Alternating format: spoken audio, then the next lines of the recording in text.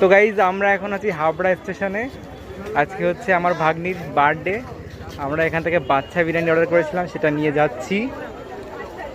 এই যে তরুণের হাতে এতগুলো, ওর তরুণের প্যাকেটে কটা আছে? 18টা। তরুণের হাতে 18টা আছে, আর ওইদিকে কিছু টোটাল 20টা বক্স আছে এর মধ্যে। তো চলো পুরো ভিডিওটা দেখতে থাকো, দেখো নিয়ে কি করছে দুজনে।